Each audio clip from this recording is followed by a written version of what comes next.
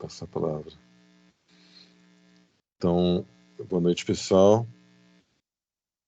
A gente tem para a palestra de hoje o Arthur Breccio Marchetto, que é formado em jornalismo também aqui pela Metodista. Foi formado em 2017 ou 2016? Eu não lembro. 16 já. 16. Tem uma pergunta rápida para você no chat também ali, do Renan Eliscay Rota. Eita, peraí. Não sei se você está vendo aí, mas é questão de calendário. Quando temos que entregar os resumos? Verdade, eu não coloquei prazo, né? Deixa eu olhar o calendário aqui rapidinho. Acho que a gente pode marcar 23 de novembro. 30 de novembro, que vocês têm TCC até a semana do dia 23, né? 30 de novembro.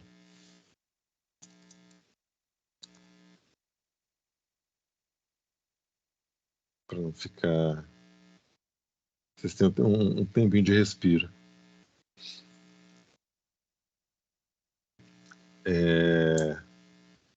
Pode ir mandando antes para você por e-mail? Pode. Não precisa esperar até 30 de novembro, mas... Legal. Aí vocês vão também se liberando.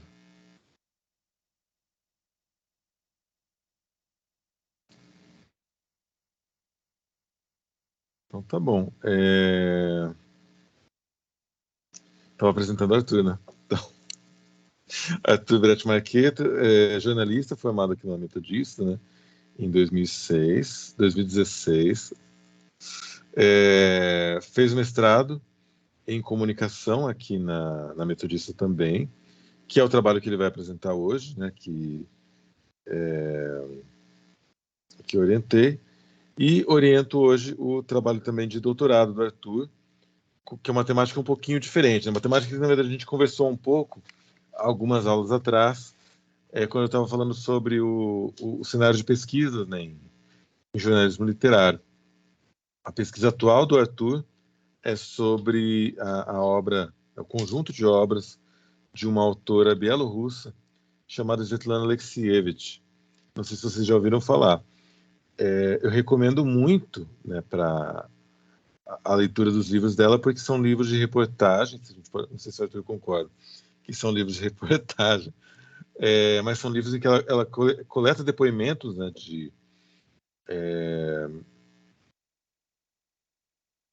dos mais diversos tipos de pessoas sobre alguns acontecimentos chave na história da Rússia e da União Soviética. Né? Então, ela tem um livro, por exemplo, sobre a experiência de mulheres que foram combatentes na Segunda Guerra Mundial, né, de soldadas soviéticas. Né?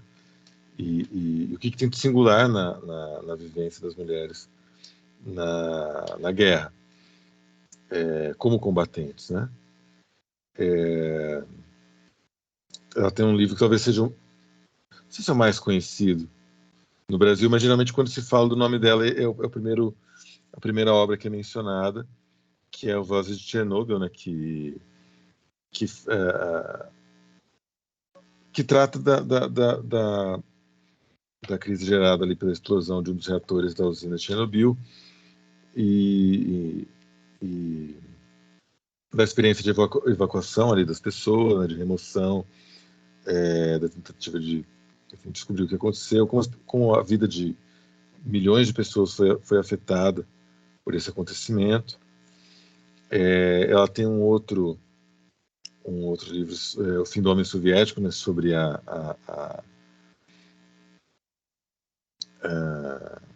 o fim da União Soviética, né, o processo da perestroika e depois da dissolução da União Soviética. E ela foi a primeira, talvez acho que a única pessoa até hoje que recebeu o Prêmio Nobel de Literatura por ter pela obra jornalística, né, por uma obra exclusivamente de não ficção, o conjunto da obra, né? Então é uma autora que para a gente é muito importante. Enfim, o Arthur está pesquisando várias questões em torno da obra dela, né, em termos de construção, de estilo, de estratégias, né, de trabalho, né, de escrita. Só que não é sobre isso que o Arthur vai falar hoje. É por isso que eu estava dando risadas, que eu percebi que entrei muito nisso. Mas o Arthur hoje vai falar sobre a pesquisa dele já concluída, de mestrado, sobre, para quem entrou mais cedo hoje já teve um spoiler, né? Sobre booktubers, né? Sobre youtubers que tratam de literatura. Acho que alguns de vocês, inclusive, já conhecem, né? Já leram o trabalho dele, porque eu recomendei para algumas pessoas. Não lembro, talvez a maioria do matutino, né? Não sei se alguém aqui no noturno. Mas o trabalho dele anda circulando bastante, sendo bem lido. Tem várias pessoas aí que têm pesquisa, né? Que estão fazendo artigos, ou até TCC, que tem uma interface com o que o Arthur trabalhou.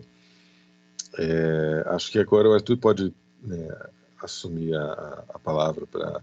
sim, mas antes disso, além de pesquisador e além de jornalista, o Arthur também é crítico literário. Ele tem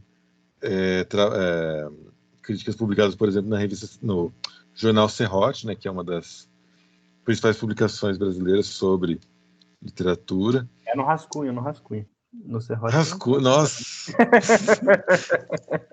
Eu pensei, que o Serrote, inclusive, é revista, desculpa, Rascunho. Serrote nem foca em literatura, na verdade, é outra coisa. Desculpa. No Rascunho. Ele tem um podcast, inclusive, sobre literatura, se quiser deixar o link depois, o nome, Arthur, que é bem legal. Inclusive, o episódio dessa semana não ouvi ainda, mas é sobre Sandman, que está com uma série, é uma obra, uma série de quadrinhos que está com uma adaptação que estreou na Netflix faz mais ou menos um mês. E é isso. Pode ficar à vontade, Arthur. Eu vou fechar a câmera, Tá, mas qualquer coisa você me dá um grito aí. Eu vou projetar o slide e aí vai ficar tudo certo. Ninguém vai ver nada. Então é isso. Muito prazer para vocês. Eu sou o Arthur, como o Matheus falou.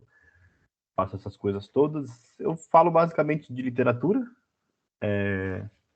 Então, já pesquisei jornalismo literário, já pesquisei crônicas. No mestrado, eu pesquisei a crítica literária do Booktuber.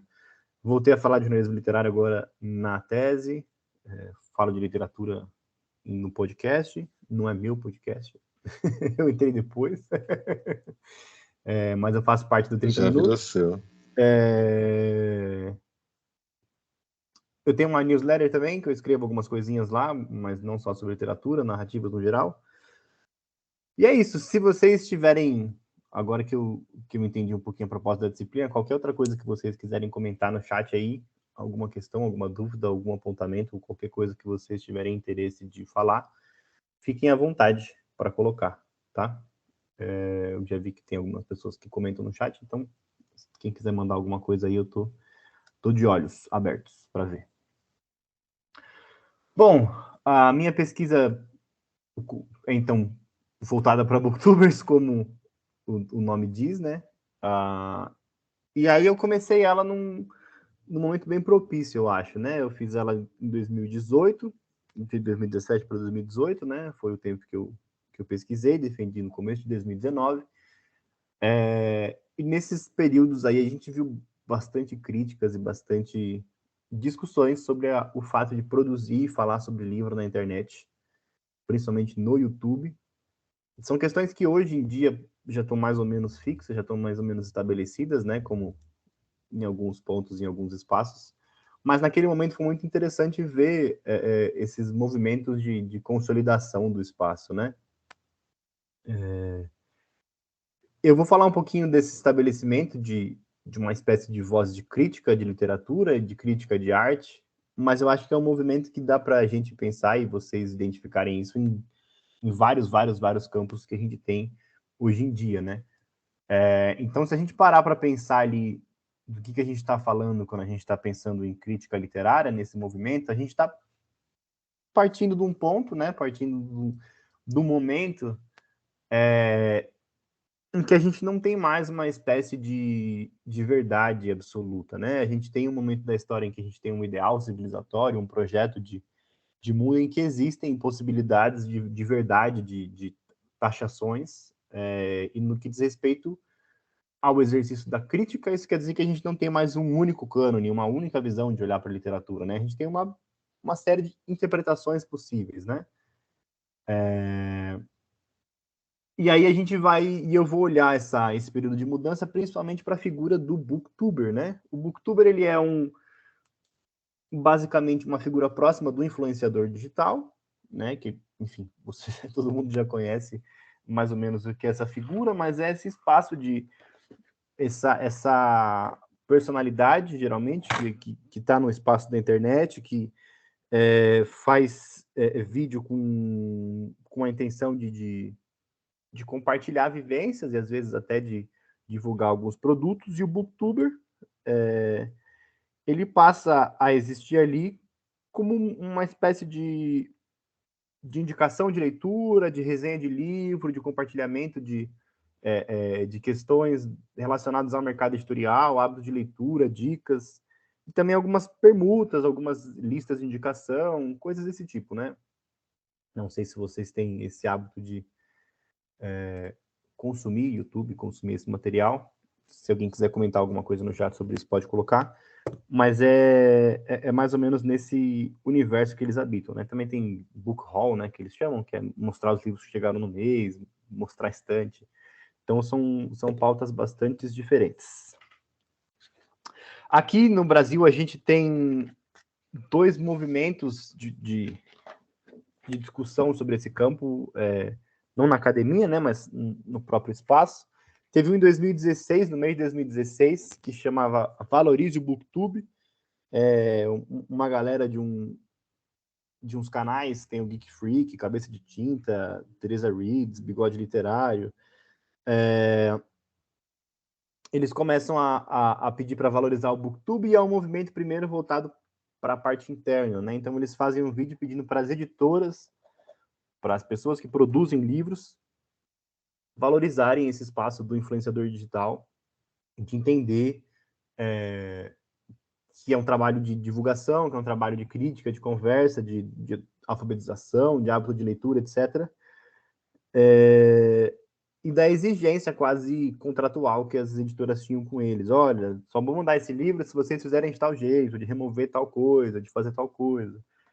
Então era um primeiro movimento que mostrava para a editora que eles não eram um canal de publicidade, mas um canal de apresentação de livro, de uma espécie de crítica, né? E aí, no mês de 2018, outra discussão surgiu, dessa vez... Tem mesmo, Gabriela, eu vou chegar lá. E aí, em 2018, a gente tem uma discussão no campo do Booktube, e aí é voltado para a plataforma mais leitora, né? É como eu entendo, que é quando o escritor e jornalista Ronaldo Bressani manda um livro para Tatiana Feltrin, e aí ela fala, olha, bacana seu livro, mas eu tenho uma tabela de preços, se você quiser que eu fale dele, que você paute ele, a gente tem uma tabela de preço de divulgação. E aí ele se sente muito ofendido com a divulgação dessa tabela, entendendo que a produção do Booktube é uma produção de jabá, de livro pago. Essa repercussão ela gera algumas respostas bastante quentes. É o Ronaldo Bressani, Daniel, vou colocar aqui no chat para você, Ronaldo Bressani. E aí, de um lado, então, a gente tem um extremo em que fala que o Booktube hoje é um documento de barbárie, é um espaço em que as pessoas são bárbaras e ignorantes e não sabem o que elas falam. E do outro lado, a gente tinha as pessoas entendendo aquilo ali como um espaço de produção, de criação de conteúdo, como a gente vê na internet hoje, né? Ainda que eu tenha problemas com essa visão e com essa lógica. Os dois lados, os dois extremos, pensando ali como pensar essa produção de crítica literária no YouTube, que passou a acontecer nesse momento. E aí a Gabriela e a Kathleen comentaram duas coisas. que são coisas que eu chego na conclusão do livro, na conclusão da pesquisa, vou falar por cima aqui, mas depois a gente conversa, que é como esses vídeos, geralmente, eles mudam e ampliam e vão seguindo canais em outras plataformas, como o Instagram e o TikTok. E o Instagram, no caso, porque o TikTok não tinha estourado ainda aqui, né? Eu defendi no começo de 2019, então tinha mais um tempinho ainda para o TikTok explodir em vários nichos, mas a ideia é justamente isso, que eles vão para outros lugares e adotam umas outras formas, mas a gente fala disso daqui a pouco. O que eu quero chegar é apresentar como é que foi essa mudança de cenário, né? Por que hoje a gente tem uma discussão, e assim, a gente tem que pensar que se existe essa discussão, se essa discussão está sendo atual e sendo feita, é porque, de certa forma, esses atores já têm uma relevância, né? Já tem uma espécie de poder de pautar algumas coisas. E aí o movimento que a gente vai fazer é tentar entender por que essas pessoas que fazem vídeos de booktube têm o poder, a especialidade, a possibilidade de falar o que falam e como falam. De maneira muito sucinta, tem um livro do... Gente, Bauman. Eu ia falar, como é que é o nome daquele velhinho que todo mundo cita em qualquer momento? Bauman. Ele tem um livro dele, um dos primeiros dele, que é o Legisladores e Intérpretes. Antes dele começar a falar da modernidade líquida, ele inclusive usa pós-moderno nesse livro dele. É um livro bem antiguinho. E aí ele vai mostrar um processo de crítica que é dos legisladores e dos intérpretes. Uau, como diz o próprio nome, né, do livro. Mas é basicamente o seguinte, a gente tem um momento em que o crítico ele está pautado na legislação, na formação de uma verdade específica para um produto que está ligado a um projeto, geralmente um projeto político, um projeto de governo, um projeto de certa ordem social, que vai se desvanecendo para a figura do legislador, para uma pessoa que tem uma liberdade também ligada, no momento de hoje, à própria fluidez do mercado, né? Como assim? Quando a gente fala do campo da letra, da crítica literária, cada área que você for aplicar vai ter uma história específica de crítica, né? Quando a gente fala em crítica literária, por exemplo, ela nasce de um exercício quase gramatical, de um exercício filológico. Então, os primeiros exercícios de crítica são bem documentais, né? E aí a gente passa lá para o século... Não sei se vocês estão ouvindo, mas a minha gata está completamente maluca, gritando aqui do lado. Mas ignorem, tá tudo bem.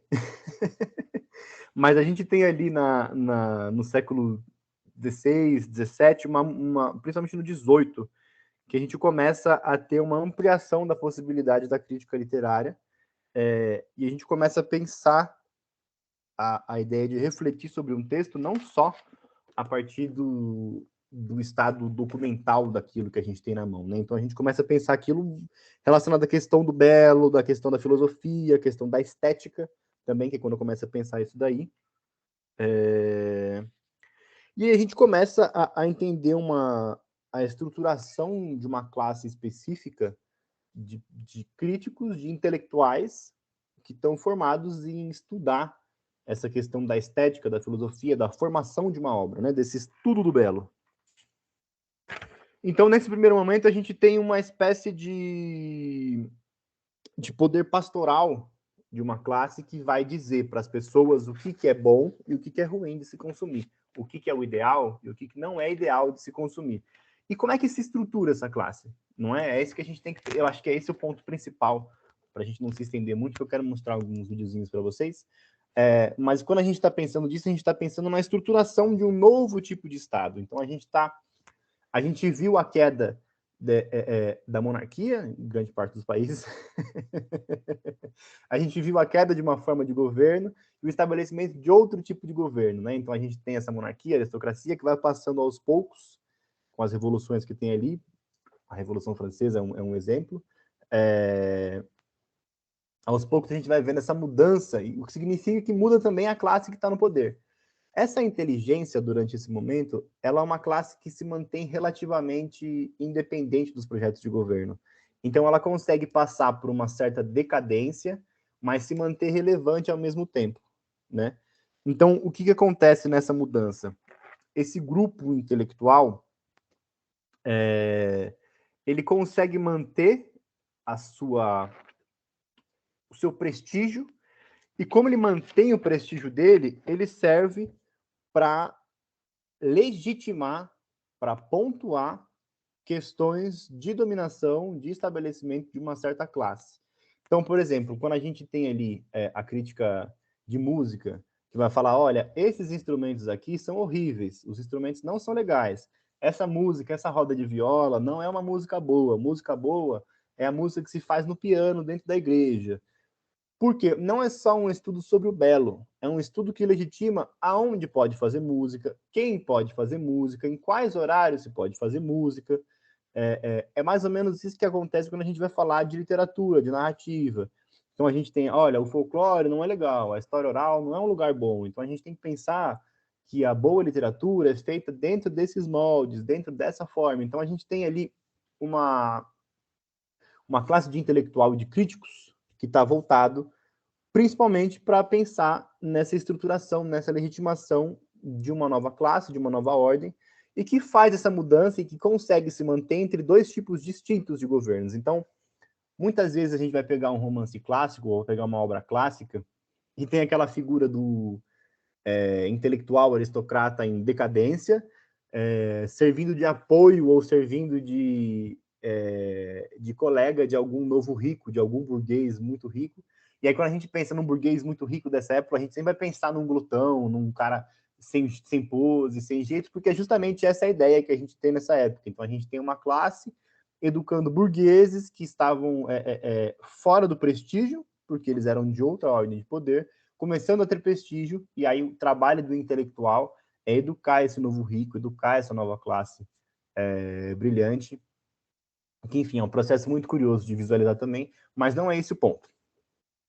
O ponto é que a gente passa a ter, ao longo do tempo, para resumir, um período em que essa classe burguesa um período em que, com essa ordem da classe burguesa, a gente passa a ter uma valorização do que é o mercado.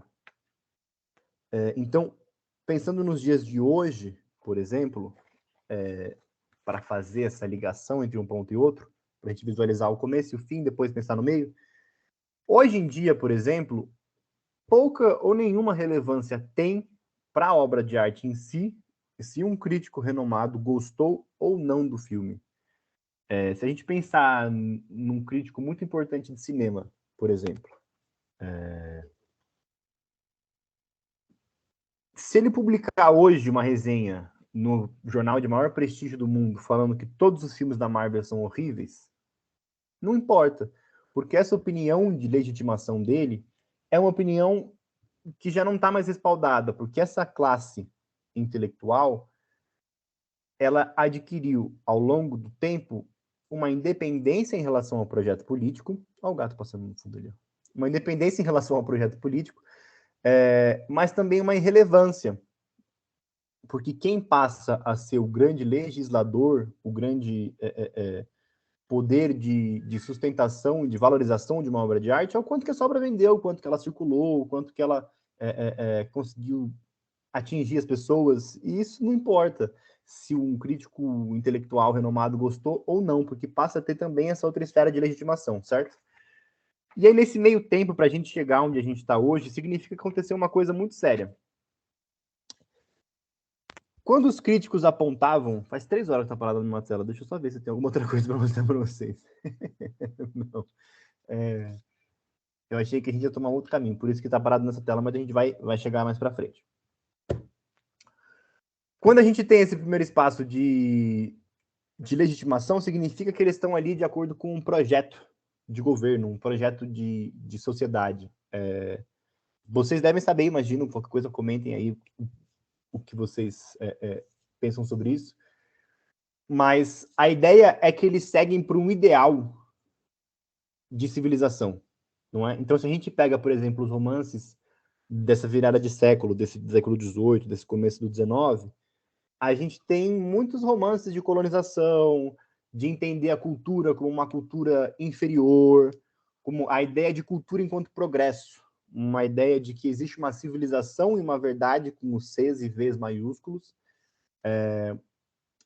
como se existisse um estado de cultura bruto e um estado de cultura refinado, né? Inclusive é uma ideia de se pensar o próprio termo cultura, né? Porque quando a gente começa a pensar em cultura, a primeira vez que a gente vê a cultura é uma coisa meio que dada por Deus, de acordo com os intelectuais, né? Então Deus deu cada cultura para cada um e cada uma é desse jeito, e cada uma é diferente. Depois a gente passa a entender a cultura como um progresso, uma cultura como um caminho, um trajeto que tem que partir do ponto A ao ponto B. Então a gente tem uma cultura atrasada e uma cultura avançada, né? A gente vê isso até hoje, inclusive. A gente tem muitos resquícios disso por aí, em N frentes, de N formas. E aí, quando essas certezas da era moderna começam a ruir, rui também o pretexto, o propósito pelo qual o crítico, o intelectual se pautava para poder estabelecer os seus princípios de bom gosto, de discussão estética, de elite educada, enfim, esse valor vai ruindo.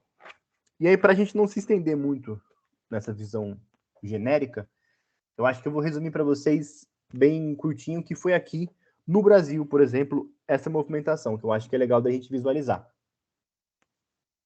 Então, ali no começo do século XIX, pensar que a gente foi uma colônia, então a gente já começa já atrás, a gente já começa pensando como lugar que precisa chegar no ideal civilizatório, no lugar de cultura avançada, então a gente tem um processo de menosprezar, um processo de ressignificar, um processo de trabalhar e ignorar e silenciar tudo que a gente tinha aqui antes, e passa a entender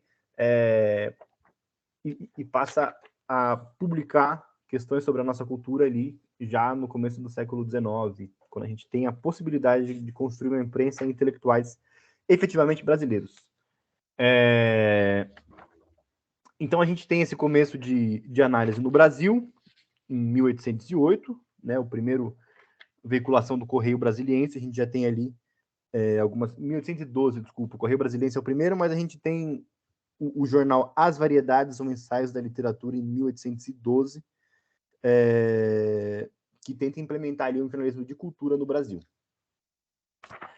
Esse ponto do intelectual brasileiro, a gente vê até hoje um pouquinho, porque ele já nasce como um intelectual que é economicamente dependente, mas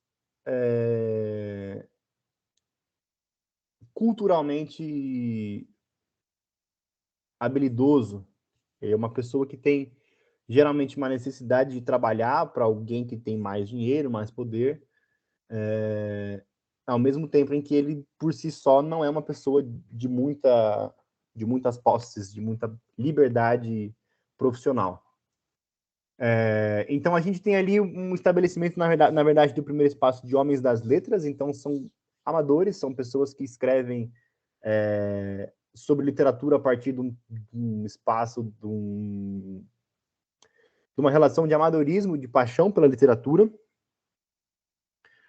A gente tem uma crítica que é também feita no folhetim, então a gente tem um espaço do folhetim que é um espaço muito misto e misturado e plural e rico, porque a gente tem ali não só a cobertura de jornalismo cultural, mas tem também ficção, tem crônica, tem divulgação de evento, tem publicação de romance em capítulo, enfim. É uma mistureba ali na parte do folhetim, que é essa parte diferente das notícias de política, das notícias do cotidiano, que vem principalmente da imprensa francesa. E aí, então, essa mudança, a gente começa a ter uma modificação no exercício de quem faz essa crítica, principalmente com a instalação de uma ideia de que o exercício intelectual tem que ser feito pela ciência, a ideia da necessidade de uma objetividade, o positivismo, por exemplo, é uma coisa que a gente vê sempre, e eu imagino que vocês devem ter visto na parte de metodologia ou de pensar o trabalho de vocês, enfim, essa coisa quantitativa, essa coisa exata. E aí os críticos eles passam a ser principalmente os scholars, né, que é um termo que vem do inglês, mas quer dizer basicamente que são os intelectuais mais voltados para a parte acadêmica, mais voltados para a parte científica, que estão estabelecendo e organizando um campo de legitimação das letras no Brasil. O campo das letras no Brasil é um campo relativamente tardio, não vou lembrar a data específica disso, mas se eu não me engano ali a gente tem uma mudança desse embate ali que começa nos anos 40, principalmente 50,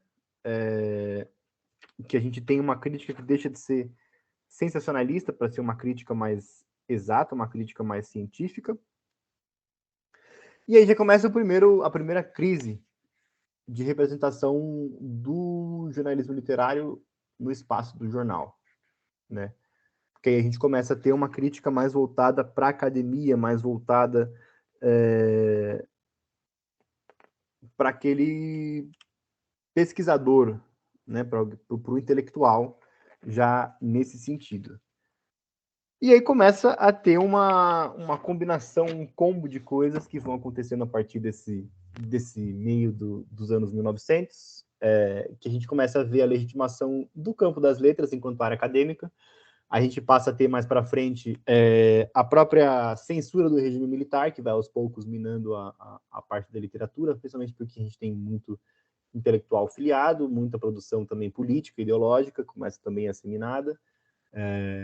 A gente tem a organização do próprio jornalismo de acordo com moldes americanos de industrialização, então um jornal para ser consumido rápido, e aí a própria produção de jornalismo cultural deixa de fazer parte, deixa de ter um ideal mais reflexivo para ter um ideal de guia de consumo, né? Imagino que se vocês pararem para pensar agora, se alguém quiser comentar no chat, mas se eu falar para vocês pensarem em uma pauta de jornalismo cultural que vocês tenham ouvido, em alguma resenha, em alguma coisa de livro, vocês vão dizer provavelmente alguma coisa que tenha nota, que tenha ler ou não ler, ver ou não ver, alguma questão de consumir ou não consumir um produto. Então, isso também faz parte de uma industrialização do campo do jornalismo.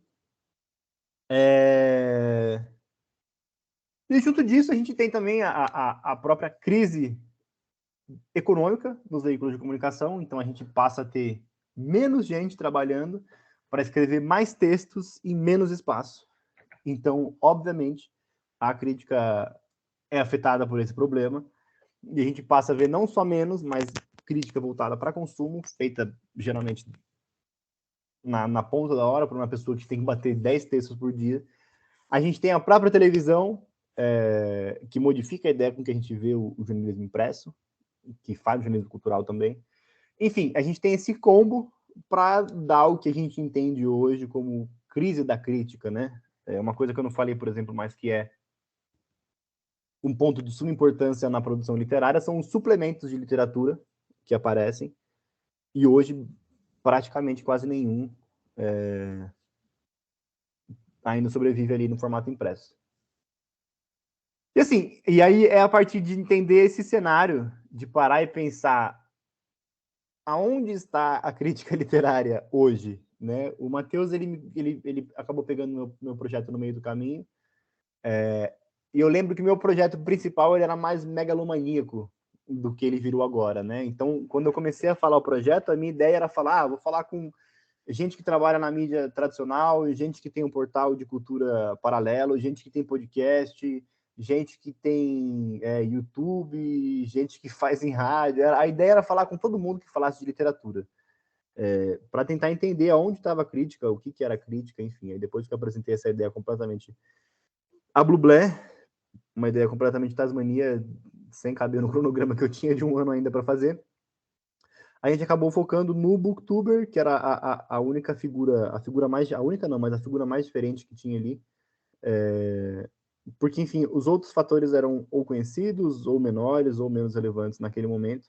E hoje, como vocês já falaram, hoje em dia a gente tem outras N possibilidades de pensar em falar no livro, né? Tem o TikTok, tem Instagram, a gente tem N formas de falar de livro também no Instagram. Então a gente pode falar em Reels, pode falar em post, pode falar em live, TikTok de escrita, o Wattpad também é uma plataforma que cresce bastante em relação a divulgar a ficção, né? A própria newsletter hoje em dia está tomando um outro fôlego em relação a outras estruturações. Enfim, e aí a ideia que eu tive foi pensar e conversar com os booktubers para entender o que eles estavam fazendo de diferente, né? Então, a ideia era, esse primeiro capítulo foi essa primeira parte que eu falei para vocês. Esse capítulo 2 foi uma entrevista que eu fiz com eles, então eu entrevistei 6 booktubers, já apresento eles para vocês, com 4 tópicos. O tópico de ofício, né, para refletir um pouco sobre o ato de fazer, a parte técnica de ser booktuber, a parte de leitura, para entender como é que eles se relacionam com o texto, a parte de profissionalização, porque para mim era importante também entender a crítica literária enquanto profissão, enquanto monetização, já que era uma questão na história brasileira de pessoas que trabalham com cultura terem que vender a pena, né? A gente tem até uma frase da Cristiane Costa, Pena de Aluguel, que são escritores que precisaram ser jornalistas, muitas vezes para pagar as contas. Lima Barreto, Machado de Assis, Mário de Andrade, vários deles. E a questão de relação com o público, para poder entender como é que eles faziam esse contato, essa relação com o leitor, já que a questão de se identificar com o gosto do crítico geralmente é uma coisa que pega bastante na área de crítica cultural, né? Ou pegava, pelo menos. Esses aqui são eles, eu já apresento cada um deles para vocês. E aí acho que para a gente entender o porquê de entender a crítica e porquê de falar de booktuber, é a própria concepção de literatura e que se encaixa em muitos N formas, N possibilidades de visualizar. Então, se a gente for pensar em moda, se a gente for pensar em gastronomia, se a gente for pensar em outras artes, se a gente for pensar em esporte, são muitos textos, né? E aí a ideia de pensar na literatura é estabelecer ela enquanto um texto cultural. E aí entender isso enquanto texto cultural quer dizer o quê? Quer dizer que a gente tem um espaço que está em diálogo com a sociedade, que está em diálogo com o que acontece, com o que rola por aí, dividida basicamente em 3 instâncias, né? Então a gente tem o autor, a gente tem a obra e a gente tem o público. E a literatura acontece ao longo desses 3 fatores, né? Então o autor, quando ele publica a obra, ele já não é mais a obra dele. Ele perde o controle da obra. Um exemplo que eu gosto muito de pensar é o próprio Fahrenheit 451, que quando o Ray Bradbury escreveu, ele tinha uma intenção, e hoje a gente vai ler, a gente tem outras leituras, outras potencialidades, outras questões que o Ray Bradbury não tinha quando ele escreveu. E é interessante porque você lê o pós-fácil dele para falar sobre o texto e você fala, meu, esse texto não é só isso, ele tem muitas potencialidades. Ao mesmo tempo, o autor, ainda que ele se desvencilhe da obra, ele também se relaciona com o público também tem uma relação direta com a obra, e que nem sempre é a mesma que ela tem com o autor. Então a gente vê, por exemplo, muito a questão de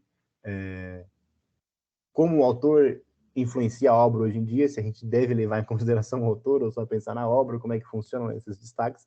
E essa discussão só é possível porque a gente tem, de fato, uma espécie, pelo menos um nível de separação entre autor e obra.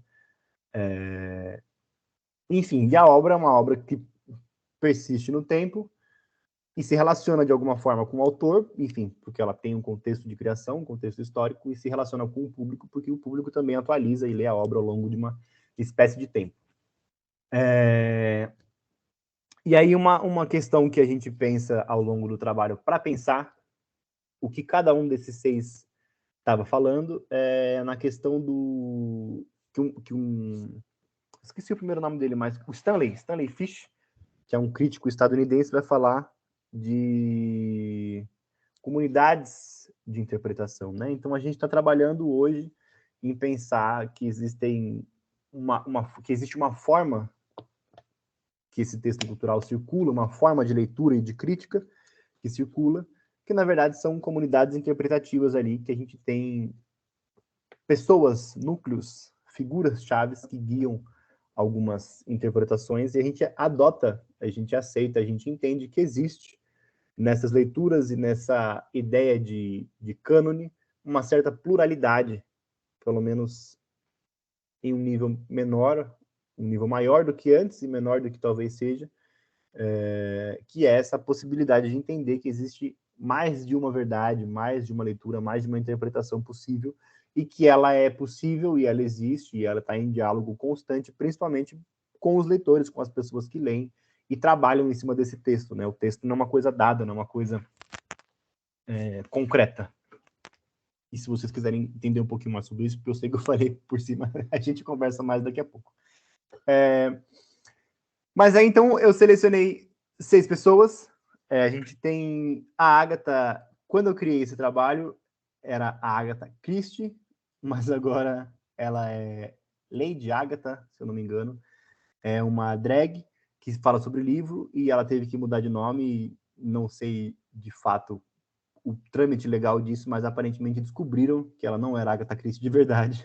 E ela não podia mais manter o nome de Agatha Christie para o nome dela para falar sobre livros, mas enfim, fica então a Agatha como uma das booktubers entrevistadas. A gente tem o Nicolas Leves, que é à época era um graduando em letras, lá da Universidade Federal de São Carlos. A gente tem o Yuri Alhamat, jornalista e também escritor, teve um livro de crônicas indicado ao Jabuti, não lembro se era ganhador, mas ano passado ele estava lá. Ele é de Curitiba, tem um canal Livrada. Esse canal o canal do Nicolas chama Las Hojas Muertas e Outras Hojas. O canal da Agatha chama Lar da Agatha. Temos a Mel Ferraz, do Literaturice, era uma aluna à época, se eu não me engano, de Campinas, fazia letras também. A Gisélia Berspacher também é do Sul, igual o Yuri, também aluna de letras. E o Alexandre Meirelles, do canal Fantástico Cursos, fala só sobre literatura gótica ou de horror, de ficção científica, fala só sobre literatura especulativa.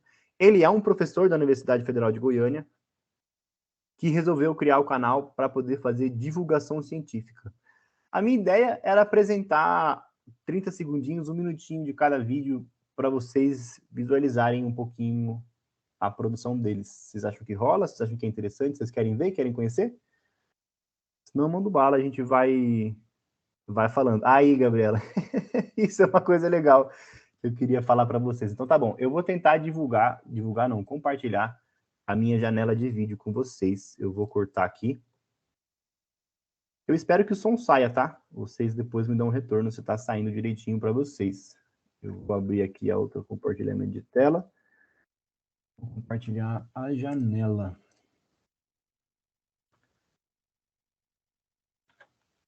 Tá rolando? Vocês estão vendo? Tô vendo. Tenta tocar. Beleza. Foi o full screen ou não? Não.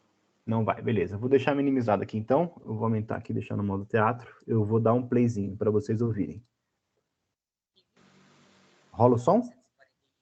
Não. Bem baixinho, mas acho que é do seu microfone. Quando você compartilha, tem um lugar que você marca para liberar o som. Ele não me deu essa opção, não. Eu vou ver se é o volume. O Fernando sugeriu aumentar o volume, eu aumentei aqui. Vamos ver se vai. Em 22 de junho de 1941, a Alemanha invadiu... Foi? Foi, mas bem baixo. Tá. Mas tá indo. Sim. Tá. Eu vou colocar menos, então, e aí a gente vai vendo. Tá. Esse aqui é o Nicolas, então. E eu estou mostrando o vídeo para vocês, porque depois eu fiz um levantamento de 6 meses de vídeo de cada um deles e analisei 3 vídeos de resenha de cada um. Esse aqui é o Nicolas, do Las Hojas Muertas e Outras Hojas, que eu peguei um vídeo mais recente. O pacto de não agressão mútua que existia entre esses dois países e deu início àquela que era chamada pelos soviéticos de Grande Guerra. Então a gente tem uma introdução, geralmente, uma vinhetinha, só para vocês visualizarem. De As Últimas Testemunhas. E é sobre este livro que nós vamos conversar no vídeo de hoje.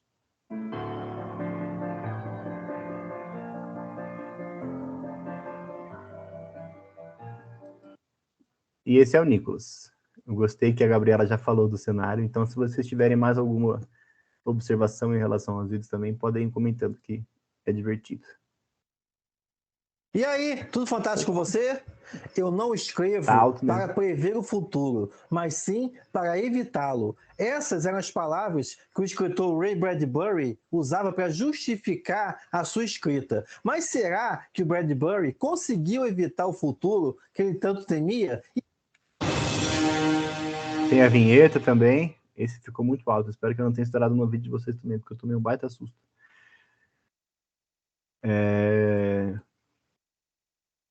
Olá, esse é o do Lar da Ágata. Hoje eu farei a resenha do livro Ensaio sobre a Cegueira, do autor José Saramago. Dentro de nós há uma coisa que não tem nome. Essa coisa é o que somos.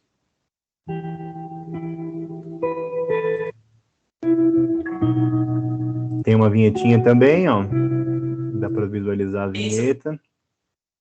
Esse aqui é o da Mel Ferraz, do Literaturice, que já começa com a vinheta. E aí a gente tem minha, literalmente, última leitura, o vídeo dela com essas desse livro aqui, como a Canção Gabriela de falou. Ninar, da franco-marroquina. A gente tem o Yuri. O livro que a gente vai resenhar hoje está esgotado. Se você assiste resenha só para poder comprar livro, pode passar esse vídeo. Mas nós não vamos passar o vídeo. Estamos aqui para falar de ideias. E aí a vinheta dele também. Visão, porra, além, né? Pode dar uma olhada que é... Um livrinho.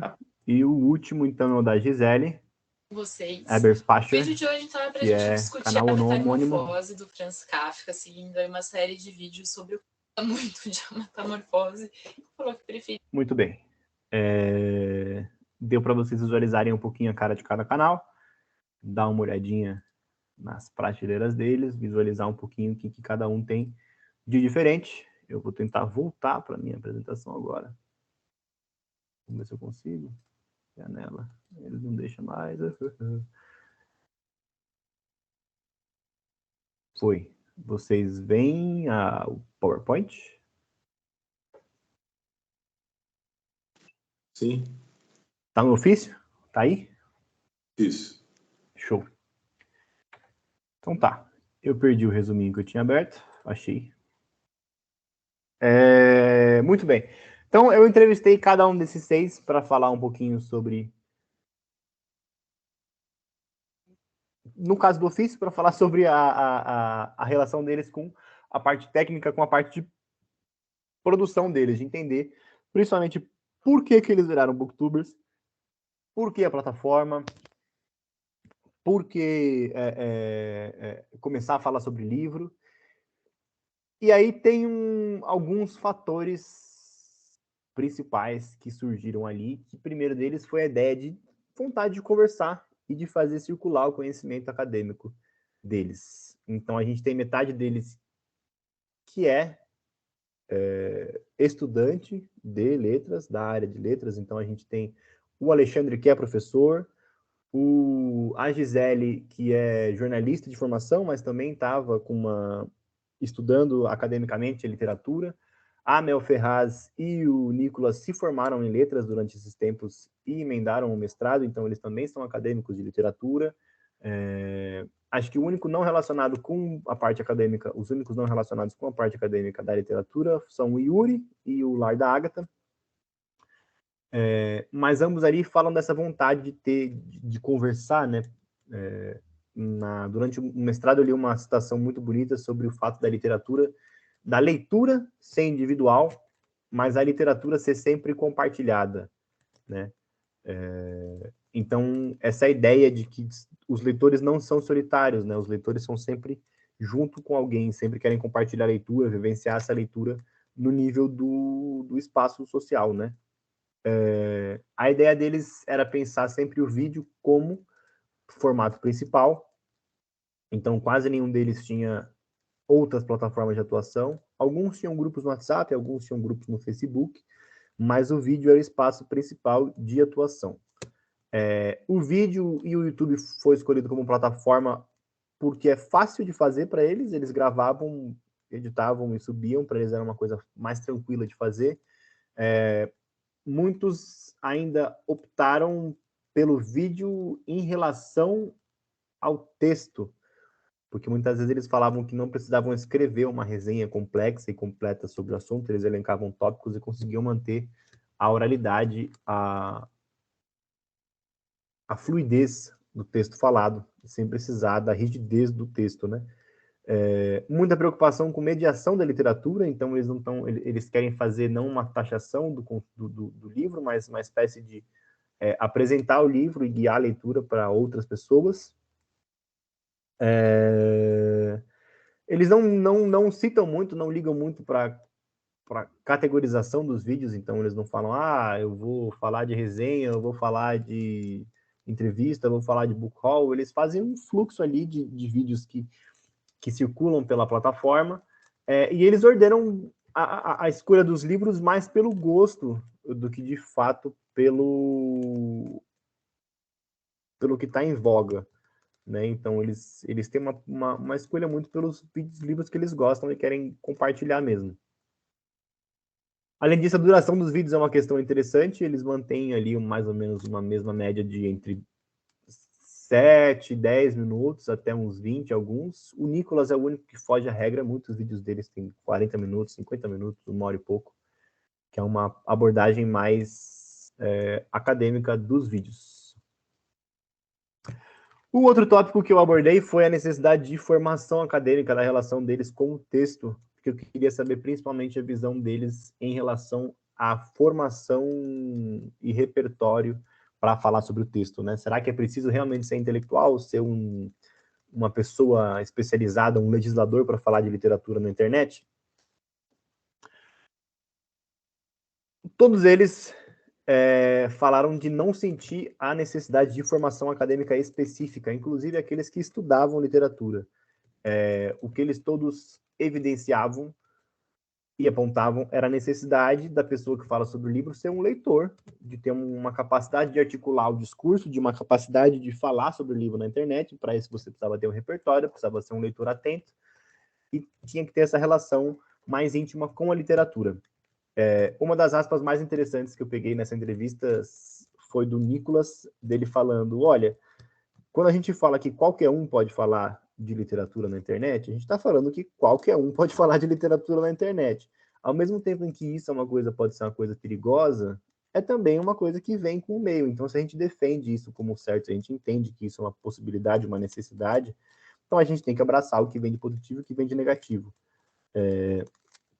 A Gisele Berspacher tem outra afirmação nesse sentido, que é a possibilidade e o interesse de poder falar sobre literatura sem precisar ser uma coisa sisuda. A possibilidade de entender que a literatura também é uma linguagem que pode ser falada num cafezinho, numa conversa despretensiosa, sem precisar ser aquela coisa acadêmica, louvada, com uma aura de nobreza que muitas vezes tem. Então, ela destaca essa valorização do campo da crítica, e eu acho que é uma discussão que foi bastante interessante de ler na época,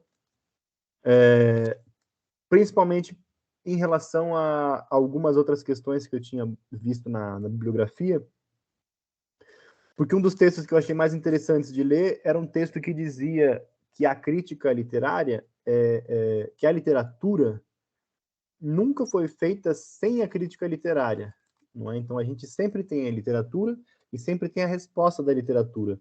Da mesma forma, a gente sempre tem, ao longo da história, ao longo dessas inovações, a crítica e a arte e a literatura bem feita como a mal feita. Então, se a gente quiser poder falar de literatura hoje, a gente tem que ter uma crítica na internet que é bem feita e uma crítica na internet que é bem feita, que é mal feita. Não dá para ter só o que é bom quando a gente vai falar de alguma coisa que a gente acredita. A gente entende que uma coisa tem que habitar um espaço, nesse espaço vai ter o que é bom e o que é ruim. E faz parte dessa movimentação. Como penúltimo, a gente teve a questão da profissionalização. Queria entender, até para poder aprofundar a discussão sobre o fato do BookTube, da produção de conteúdo ser um possível jabá.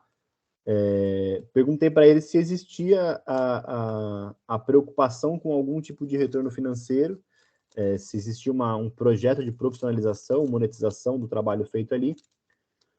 Poucos deles, no momento da entrevista, tinham essa preocupação, esse aprofundamento do retorno financeiro. Muitos deles tinham financiamento coletivo no Catarse, no Apoia-se, naquele momento. Muitos deles também tentavam monetizar a produção com o link da Amazon, né? Aquele link patrocinado que dá centavos quando você compra pelo link deles. Mas muitos deles faziam investimentos de fato, então compravam câmeras, compravam tripés, iluminação, luz, bateria, pilha. A Agatha gastava centenas de reais para poder fazer a maquiagem das apresentações dela, das performances dela, e ainda assim a monetização não era a preocupação primeira, ainda que existisse, que houvesse a criação de financiamentos coletivos. Hoje eu acho que isso está um pouco mais ampliado, eu acho que se a gente for parar para olhar de novo, talvez um ou outro daqueles lá tenham plataformas mais estáveis de financiamento. E claro que todos eles ali apontavam alguns canais com publi editoriais, com retornos financeiros simbólicos, e muitos com questões de permuta, de receber livro, de poder de estar na lista de envio de editoras para receber livros de lançamentos. Ainda que eles nem sempre falassem sobre eles, eles estavam ali recebendo os novos livros. E por fim, eu fui falar com eles sobre como é a relação deles com o público. Então, eu perguntei se existia ali uma ideia de pedidos de interação, de pauta dos públicos para as produções de conteúdo. Então, eles eram pouco ou nada pautados pelos pedidos dos inscritos. Alguns pediam livros que apareciam no Book Haul, alguns pediam os vídeos de Book Haul. A Mel Ferraz fala sobre como ela tinha projetos de leitura, vídeos de dicas que aparecem bastante, então, como ler mais, como fichar textos, como etc e tal, são livros que o público dela pedia, porque acho que a Mel talvez seja o canal com mais inscritos que tem ali, o maior que tem. Todos eles e alguns que não foram entrevistados, inclusive, apresentam um trabalho de facilitação de leitura de clássicos. Então, tem como ler Ulisses, como ler Virginia Woolf, livros que têm impacto fáusticos. Então, eles passam ali um trabalho mais aprofundado de trazer textos que podem ser... que geralmente tem receio, geralmente as pessoas têm mais insegurança para lidar com eles. Já são 10h30, então eu vou encerrar aqui rapidinho o papo com vocês. Eu fui indo. Nem sei como é que tá aí para vocês, se vocês estão achando um porre, mas fui indo. Eles destacam também o contato com os inscritos por outras redes sociais, e aí falo que chega onde a gente ia chegar, então eles estão... O espaço do YouTube não era um espaço necessariamente tranquilo para dialogar, então eles falavam como eles tinham contato com as pessoas em outras redes de comunicação. Muitos deles tinham canais no Instagram com vários com seguidores que mandavam mensagens e tal. O Yuri, ele tinha uma comunidade no Facebook, eu acho que ele ainda tem, que é uma comunidade que era bastante interessante, porque ele tinha ali uma comunidade com linha editorial. Eu acho que é o mais diferente de grupo, assim, porque ele tinha uma linha editorial, então era um combinado, por exemplo, não mandar memes sobre comprar livro. Eles tinham uma espécie de curadoria das discussões, que é o mais diferente, assim, todos eles tinham esses contatos por outros lugares, mas não é um contato com grande número, então o espaço ficava ainda no YouTube. E aí, passando para ver um pouquinho, para alinhar o que foi dito nas entrevistas com o que foi feito nos vídeos, a gente vê algumas coisas interessantes. O Nicolas, em uma das entrevistas, ele fala que existe uma espécie de pacto visual, de código visual, de regras de etiqueta que tem que seguir, e ele fala de quando ele começou a gravar, ele não gravava de frente para uma estante, que ele gravava num sofá, com uma parede branca no fundo. E aí ele fala sobre como as pessoas não legitimavam ou não gostavam e não acessavam os vídeos dele por conta dessa estética visual. A Gabriela comentou, amo cenários, prateleiras dos sonhos. E ele fala de como ele começou a gravar os vídeos dessa espécie de necessidade de estar de frente para uma estante. E a gente vê algumas coisas que se repetem ao longo dos vídeos, né? Então ele sempre tem a capa dos livros na mão, eles têm os mesmos gestos, o mesmo enquadramento, o mesmo tipo de iluminação. Muitas vezes são espaços privados, então são a sala, o quarto da casa, a sala da casa, são enquadramentos fechados que mostram as paredes, então é uma espécie de vídeo bem intimista. Não é qualquer tipo de vídeo que passa e é bem aceito pela plataforma, né? Então a gente tem uma espécie de código visual, de alfabetização visual bastante estrita para esses casos. A gente tem outros gêneros de vídeo, além das resenhas, que habitam os vídeos, né? Então, pensar que quando eu estou falando de livro, eu estou sempre falando de pautas que falam sobre livros, né? Ou de relação de resenha, ou de relação temática, pelo menos. Mas que muitas vezes o canal do YouTube ele aceita uma pluralidade de pautas que é interessante. Então, no caso do Lar da Ágata, por exemplo, a gente tem as performances. No caso da Mel, a gente tem as dicas de caligrafia, dica de fichamento, como ler livro. A gente tem, no canal do Yuri, a gente tem entrevistas com autores. Então, ele faz uma outra proposta também de cobertura cultural. No canal da Mel também, a gente tem eventos, socializações, alguns videozinhos que remetem ao vlog.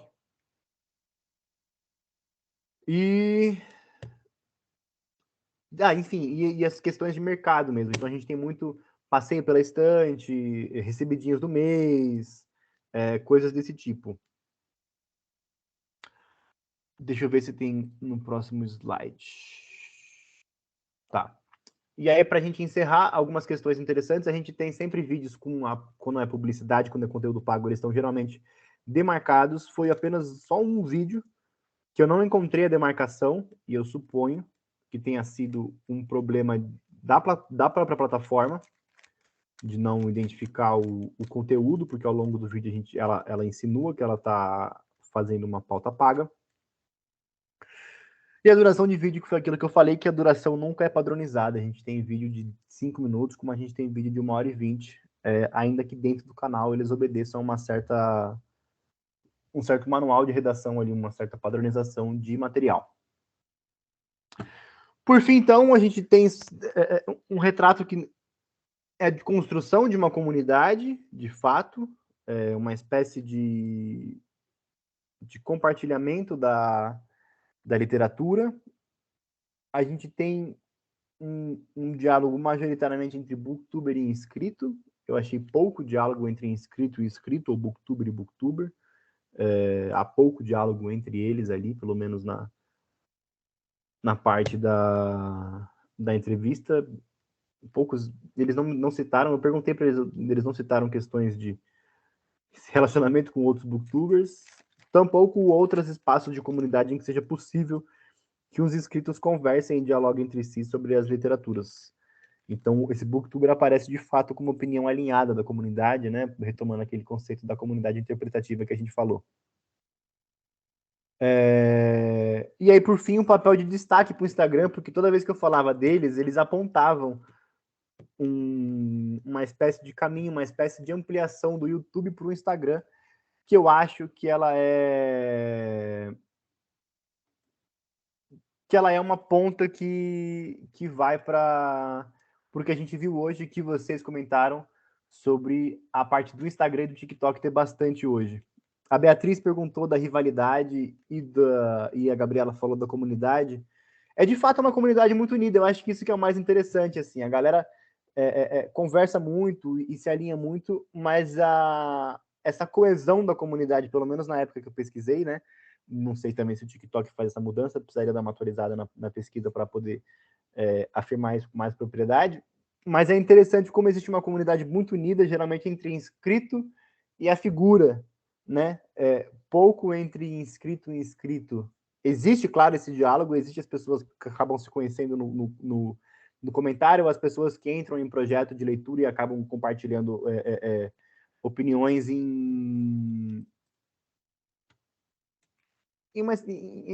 junto, né, em compartilhar isso daí, mas também tem o tempo da temporalidade, o tempo da própria consumo, né? O TikTok ele tem discussão entre seguidores, mas eles geralmente não extrapolam a plataforma, né? Acho que é interessante eu poder falar um pouquinho, eu explicar um pouco essa questão de diálogo e discussão, né? Quando eu estou pensando em diálogo e em discussão, eu estou pensando geralmente em laços mais compartilhados da literatura e em laços mais estreitos, assim. Então, o fato de compartilhar a leitura com mais frequência. Então, a gente tem, por exemplo, comentários que se mantêm ao longo do vídeo. Então, o mesmo usuário que comenta várias vezes em vários vídeos. Mas eu não identifiquei uma movimentação nesse lugar em que, sei lá, uma pessoa e a outra resolvessem conversar ou passar o contato ou enfim, estabelecer um grupo, né? Eu tenho uma amiga do Book Instagram e ela já até viajou para conhecer outras meninas que têm contas também. Ela conta que rola muita parceria. Rola muita parceria. Eu tenho uma amiga minha que é da Metodista também, é a Bárbara Kraus, é a B de Barbari.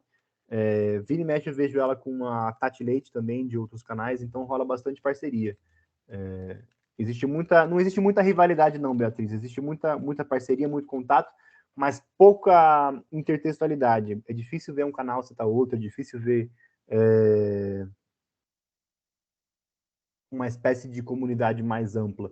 Mas não existe muita rivalidade entre eles, não. É um espaço bem aberto, como todos eles acabam fazendo por amor, né? Essa questão do amadorismo, da vontade de compartilhar, é uma espécie muito aberta, assim. Por exemplo, eu não tive dificuldade de conversar com nenhum deles, assim.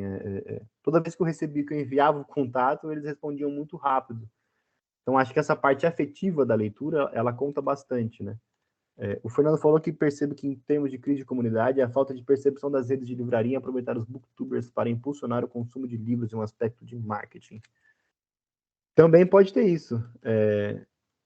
Eu acho que existe uma dificuldade geral do mercado editorial de entender essa movimentação e também uma falta de grana, né? Porque o mercado editorial ele compete com todas as outras formas de entretenimento e comunicação que a gente lida com hoje, né? Então a gente fala quando a gente fala de leitura, a gente não está falando só da pessoa comprar o livro, né? Ela está falando da pessoa assistir o Netflix, da pessoa parar o TikTok, enfim, existem outras possibilidades que o mercado editorial tem que enfrentar e que é um mercado que está em crise, principalmente dos calotes das livrarias, depois dos calotes das livrarias. Então, o mercado editorial ainda está tentando se firmar. Uma iniciativa que tem dado certo para algumas editoras, por exemplo, é clube de leitura e parceria com alguns influenciadores, mas geralmente na base do escambo, na troca da permuta, né? Não do escambo, da permuta, que é o que geralmente mais funciona em aproveitamento de marketing, mas é difícil de aproveitar mesmo. Você gosta da Tiana Feltrin? Não gosto, e ela não me respondeu. Eu tentei entrar em contato com ela para poder colocar na entrevista, já que era a booktuber com o maior número de seguidores, mas ela não me respondeu. E se eu tenho alguma informação dos booktubers na América Latina, não tenho. Não cheguei a pesquisar essa parte.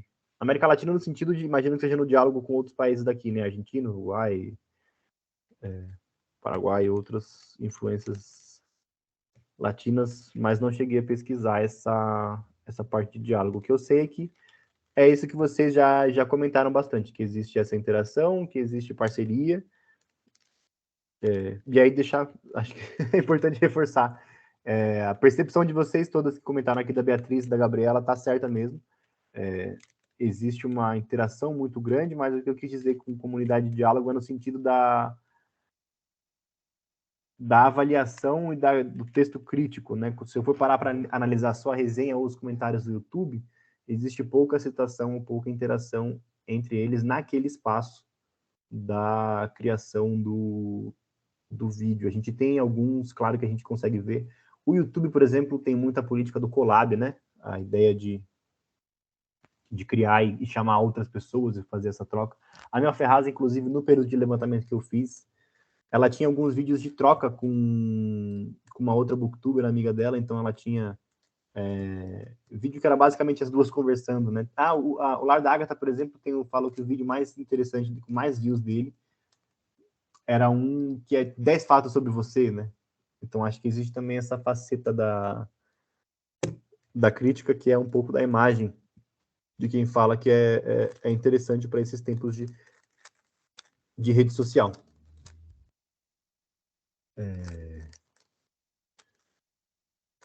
Não sei se eu falei tudo.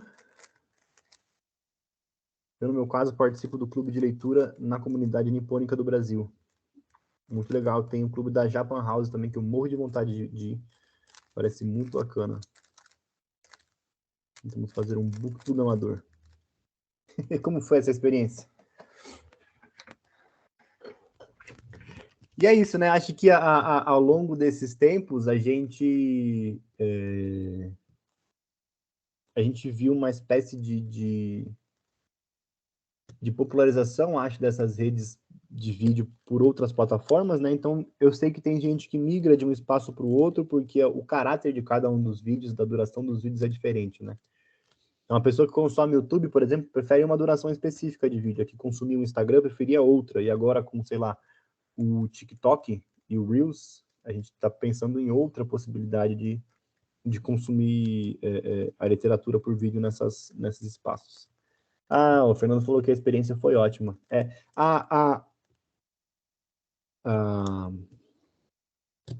O compartilhamento da leitura é uma faceta muito importante para a literatura, né? A criação de comunidade, a mediação da leitura é um fator muito importante.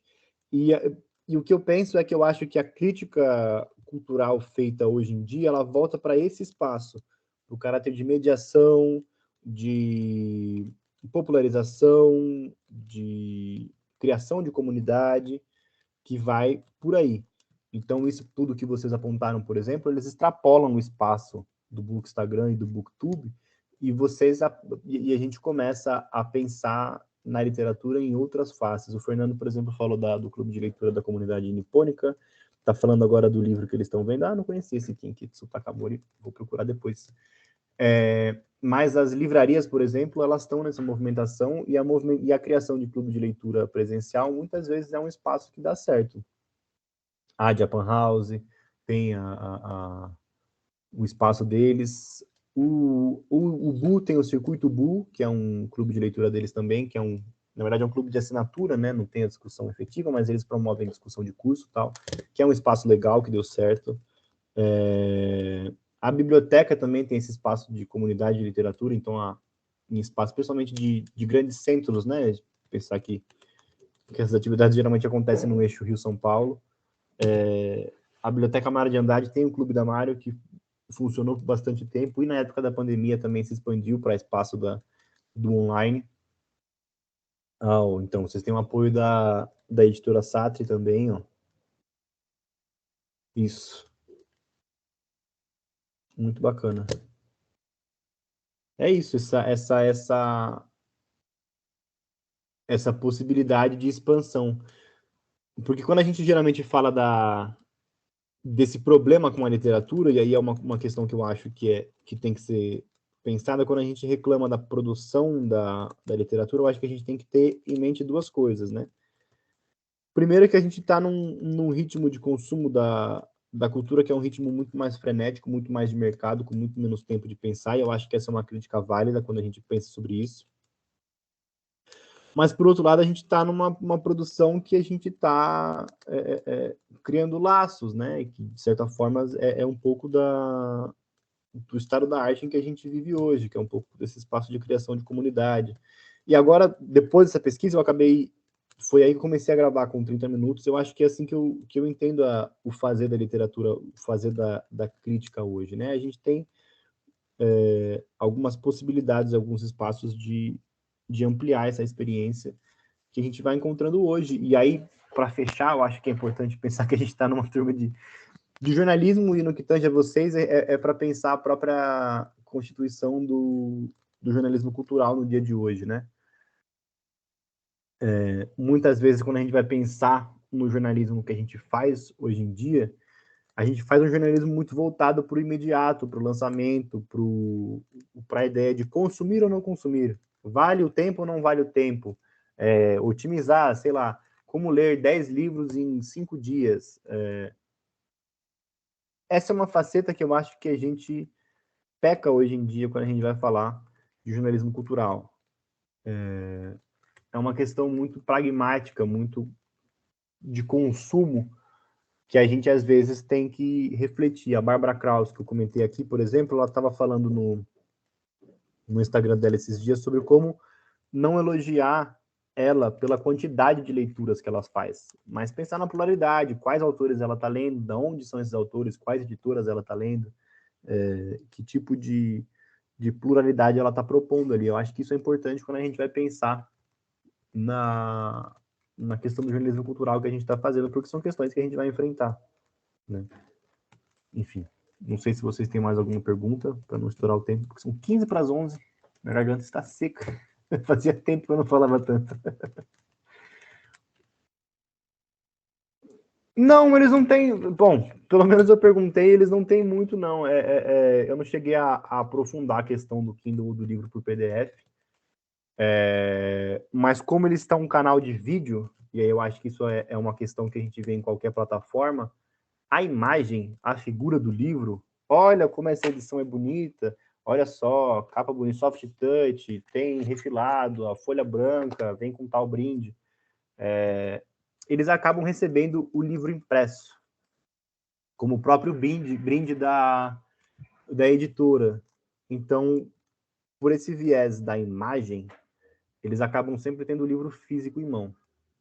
Mas já vi mais de uma vez nos canais do BookTube, na época que eu analisei, gente que tinha o Kindle e mostrava que eu na cópia digital, por exemplo. Não existe preconceito. A Gisele Berspacho, geralmente não, mas muitas vezes ela recomenda livros que ela mostra no Kindle dela. Mas é também um pouco do estado da arte do mercado editorial, né? A gente tem livros cada vez mais voltados para edições bonitas e caras e objetos de decoração e luxo. E aí a questão de valorizar a edição e a imagem é uma coisa importante para a própria questão de marketing da editora. Então, geralmente eles recebem esses livros para poder apresentar, seja no YouTube, seja no Instagram. No TikTok eu não cheguei a ver vocês que estavam comentando sobre o TikTok no coisa, se vocês, não sei se tem, o que eu quero dizer que eu não sei se tem canais mais fixos e que recebem e divulgam livros dessa forma. Eu sei que tem, eu já acompanho alguns de quadrinho, que geralmente são pessoas que migram de plataforma ou passam a produzir também no TikTok conteúdo que eles fazem em outro lugar, com alguns cortes. Mas eu sei que o Instagram e o YouTube, eles recebem bastante livro para poder fazer essa divulgação.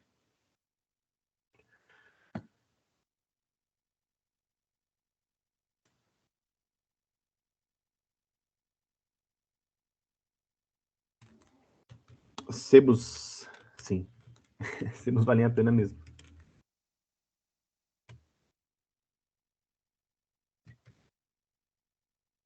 Não sei se tem mais alguma pergunta. Se vocês já estão com sono. Falam.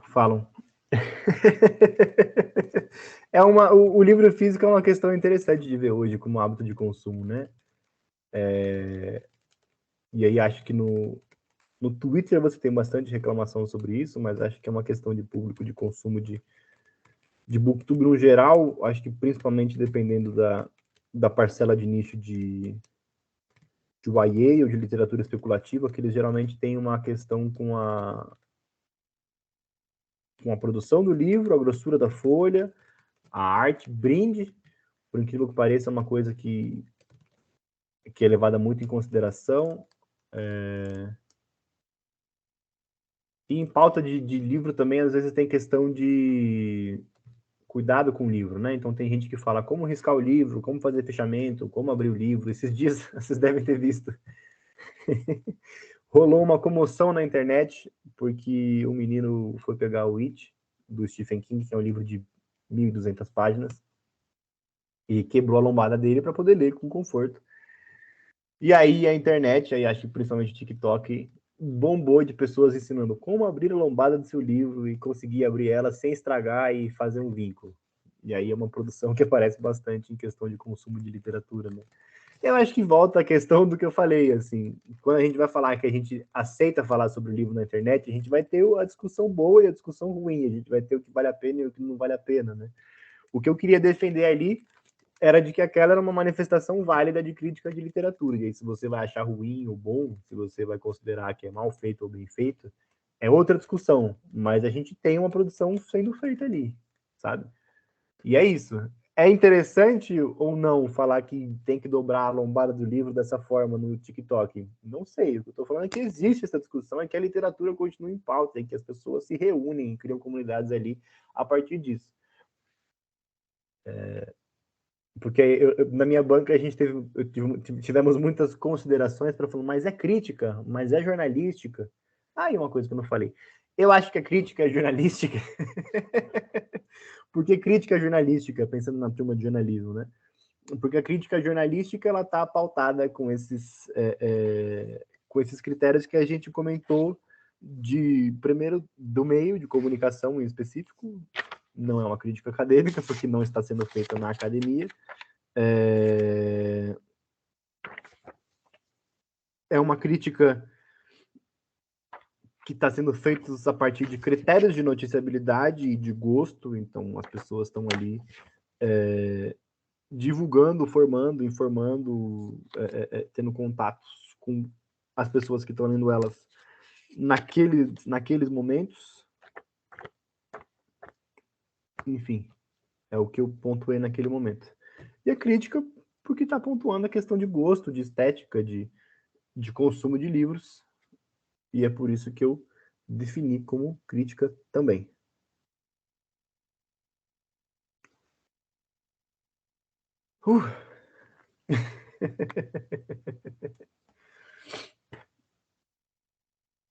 Eu não sei, vocês gostam de literatura? Vocês são leitores? Temos pessoas que consomem livro bastante nessa sala? Porque tem turma que tem mais e tem menos leitores, né? Então, é interessante saber a relação de vocês com livros. Eu acho que tem livro que vira modinha. Ah, tem, sempre tem efeito de... Sempre tem produtos que viram questões do momento, né? Às vezes eles vingam, às vezes não vingam, às vezes acabam se mostrando úteis só como efeito de mercado. Mas acho que como tudo, né? Sei lá, plataforma, aplicativo, geralmente tem bastante, né? Clubhouse, por exemplo. Apareceu como uma bomba e ia revolucionar os aplicativos e as redes sociais, mas some, né? Como qualquer coisa a gente vê se tem modinho, não tem, se vinga ou não depois. O Pedro não é muito. Ah, Pedro, mas tudo bem.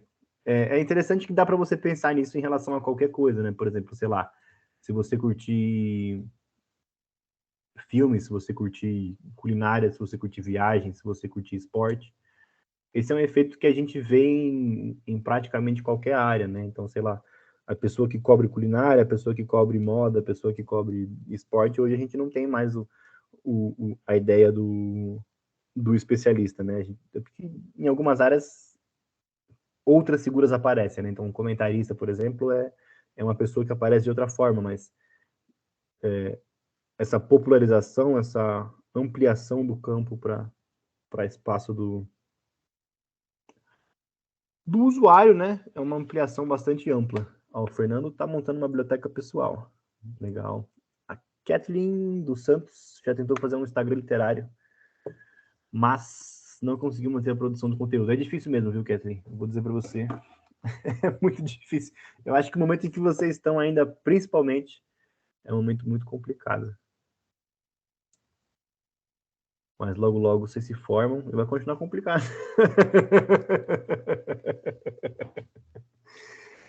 E eu era assinante do Clube da Intrínseca, muito bacana. Eu sou assinante do Clube Ubu, já fui assinante da Tag e já fui assinante... Eu não, né? A minha namorada era assinante do Todavia, que a gente tinha também, mas hoje em dia só o da Ubu mesmo. Muito legal o clube da Ubu. Gosto de fazer paralelas entre livros, mangás, HQs, filmes, seriados. Ano que vem trago conteúdo lá do Japão. Ah, que legal, Fernando. Bem bacana. É importante. Essa intertextualidade também é uma coisa que acontece bastante hoje em dia. De fazer relações entre diversos conteúdos. Bem bacana.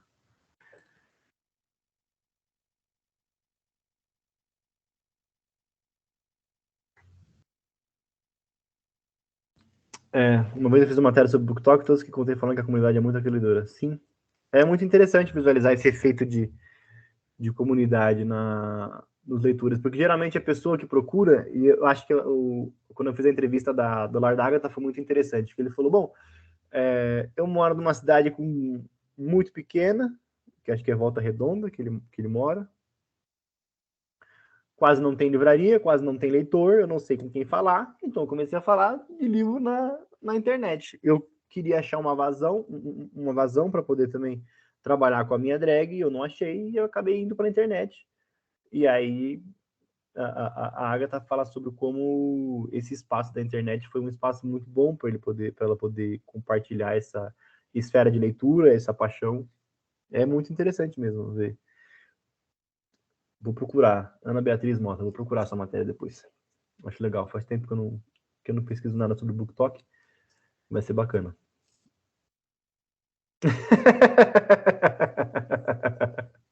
Eu fui para Volta Redonda no congresso. Vou falar para você, eu achei pequeno, mas achei uma cidade prática. Tem aquela linha de ônibus que corta tudo assim, ó. Até conseguir me locomover por lá sem precisar recorrer a ficar muito desesperado. Um evento era uma mesa antiga, uma meca de leitores, era um antigo encontro internacional de RPG em São Paulo. Evento nerd. Também, bastante. Eles, inclusive, dão muitas dicas para sair da ressaca literária, fazendo desafios mensais com seguidores com essa de leitura. É muito interessante. O que eu acho curioso, não é o tipo de conteúdo que eu gosto, né? E aí é uma coisa interessante. Eu quase nunca vejo vídeo no YouTube. YouTube é uma plataforma que eu não consumo. Mas é interessante ver como grande parte das pessoas assiste e pede pautas de ressaca literária, de desafio, de dica mesmo. Então a Mel Ferraz eu falei bastante do como fichar e como escrever em livro, como guardar, porque realmente é uma pauta que as pessoas pedem, as pessoas se interessam por essas pautas de dicas e desafios, né? Lá agora, na parte de vivência, de experiência, no 30 Minutos, a gente tem alguns tipos de programa, né? E os que têm dado mais certo esse ano foi um que era como ler clássicos, como fazer não sei o quê. Então é interessante ver que existe uma resposta de público para essa espécie de resposta para questões práticas dos leitores, né? Criar hábito de leitura também é uma questão que aparece bastante. Bem legal. É péssima, mas a linha circular é maravilhosa mesmo. Andar de ônibus é sempre complicado, mas o fato de ser prático ali eu achei bastante interessante para quem estava conhecendo a cidade. E sempre tem bastante feedback. Isso é legal legal de saber.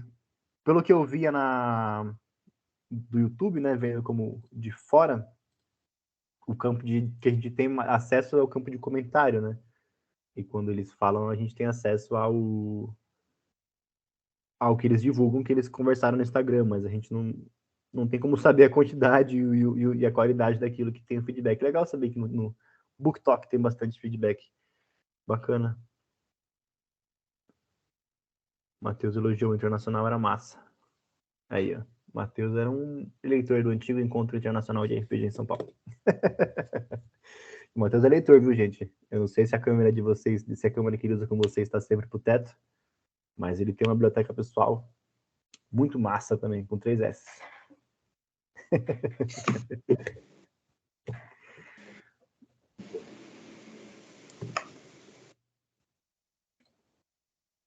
É isso?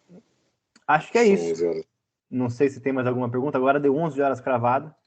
Se vocês quiserem, eu mando meu contato para vocês aqui. E quem quiser continuar a conversa, pode continuar em outros lugares, em outros espaços. Eu vou botar, eu nem sei o que botar, eu tenho tanta coisa. Eu vou botar. Hoje em dia, eu estou bastante na newsletter, que é essa daqui. Eu tenho meu site, que é esse daqui, instantario.com.br. E o podcast que eu faço parte é o 30 Minutos. Eu vou colocar o link do Anchor e de lá vocês podem ir do agregador que vocês quiserem. Geralmente dá mais resposta para quem faz o Spotify.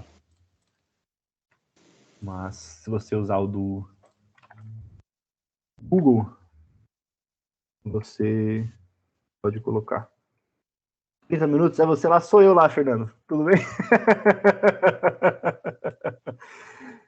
Está começando mais um 30 Minutos, a sua meia hora alucinógena de literatura. Eu sou Arthur Marqueto. Estou aqui com Cecília Garcia Marcon. Sou eu mesmo. Mas eu apareço só nos recentes. Tem um... O primeiro que eu participei foi o próprio da pesquisa, em 2018, antes de eu defender. Eu gravei um episódio com eles sobre BookTube. Crítica literária na internet. Tá lá, se você caçar. É a minha primeira aparição oficial. Mas tá aí os meus endereços. Quem quiser, meu e-mail tá por aí também. Pode enviar, pode falar comigo onde achar melhor. Nas redes sociais também tô fácil de achar. Quem quiser continuar a conversa. É isso. Agora eu vou deixar o Matheus falar, senão vocês vão ficar aqui até 11 horas da tarde. Aí, ó. Kathleen estudou com a Cecília. Pronto, ó. O Matheus já viu a Cecília também, de vista. É a faculdade dela. Na segunda graduação. Um mundo muito pequeno.